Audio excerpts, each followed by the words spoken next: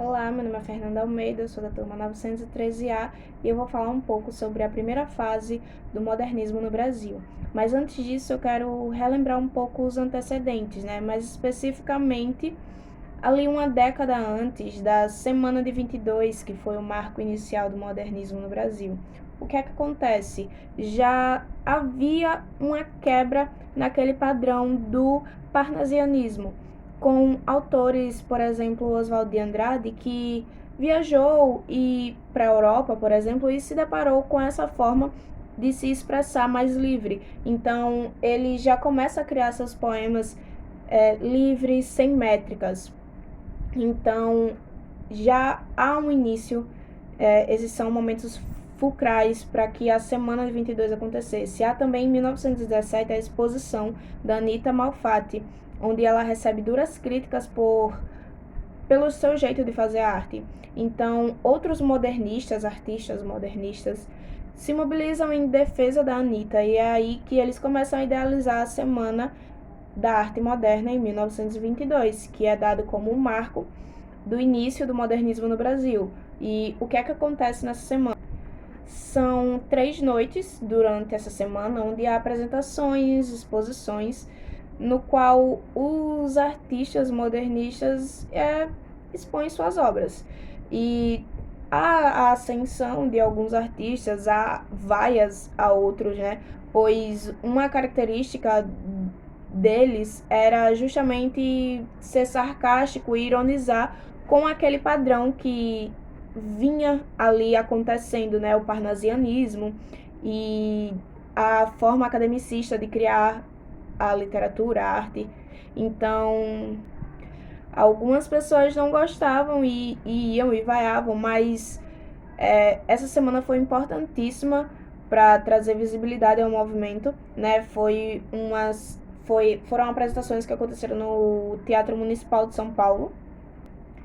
Então foi uma forma bastante representativa de começar esse movimento. E o que é que esse movimento traz? O que é que o modernismo tem de diferente? Então, na semana de 22, nesse marco, estava se comemorando 100 anos de independência do Brasil. Então, os modernistas tinham anseio por uma independência cultural.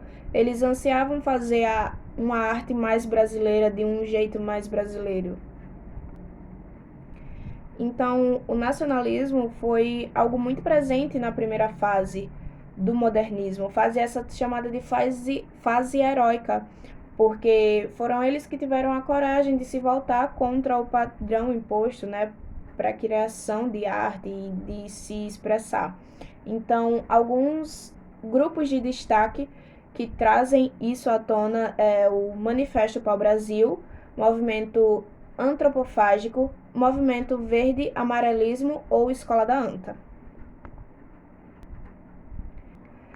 Agora eu quero falar algumas características gerais da primeira fase do modernismo, né, que é, por exemplo, a iconoclastia, que é a quebra de imagens que remetem ao passado, né? Eles eram antipassadistas, então eles queriam distância de tudo aquilo que representava o passado.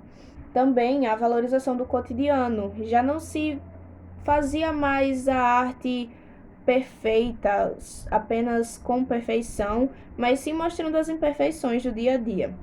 Com isso também, eles querem trazer uma linguagem mais coloquial, com erros gramaticais mesmo, deixar a linguagem mais brasileira possível. E aí tem a liberdade na escrita, né? Como eu falei do Oswald de Andrade, uma escrita sem métrica, uma escrita livre.